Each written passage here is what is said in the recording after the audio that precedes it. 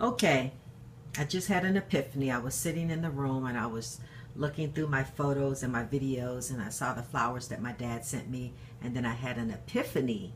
Okay, what about the other flowers? Most of them I threw away, and some I kept. And this is one of the ones I kept. It's so delicate.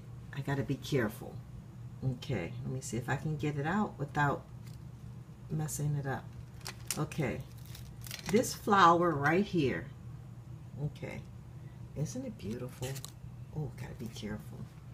Okay, this rose, this was a white rose, and this was, I'm trying to get a background where you can see the beauty of it. Look at that. This was a white rose. My dad gave me my first flower delivery in 2003 when we met. And I don't know, something about me just fell in love with it, and I just decided to turn it upside down and let it dry. So I have had this single white rose since 2003. And it's such a treasure. And it used to share this jar by itself, but then it became friends with the other flowers. This flower right here is from Miss Rosa Davis's funeral. She passed away, I think it was this year or last year. This white rose right here is from my church. They have a table in church, and it's called the free table, food, clothes. And these flowers were on the table, and I took them home. And this red rose right here, I don't know where I got it from, but I love it. My house is filled with the promises of God, and this is one of my favorite ones. It's my favorite verse and my favorite color. But these flowers right here, and it may look strange to the naked eye, but that's why I don't have anything in this jar. To me, it is a work of art. These are my flowers from last year when my daddy sent me our anniversary flowers.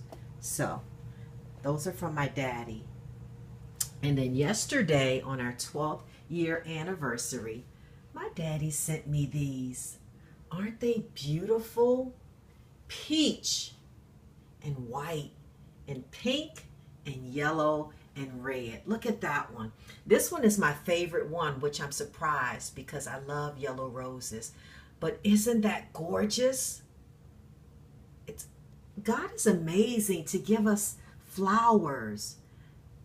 How beautiful. Isn't that beautiful? And the white one. And look at the peach and the pink. I love that. That's my man right there. Jesus.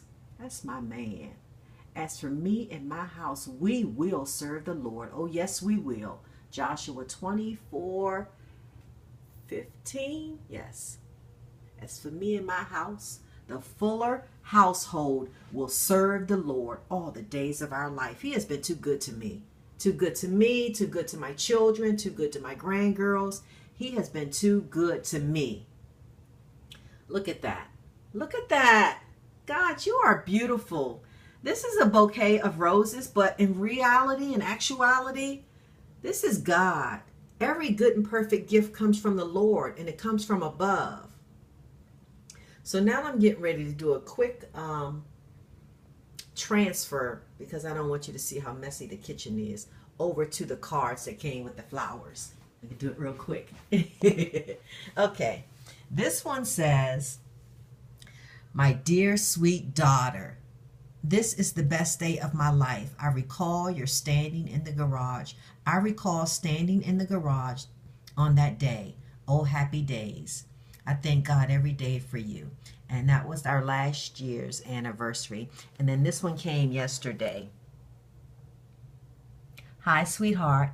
This is your special day. This is our special day for always, when the best gift of my life was given to me by you. I love you with all my heart, your father and friend."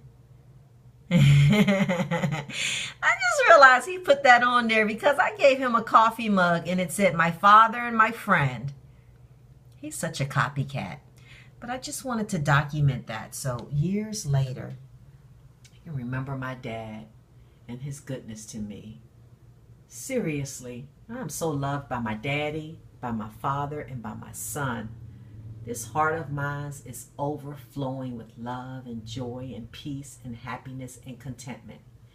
And since we're documenting things, I still live here. I still live here, God.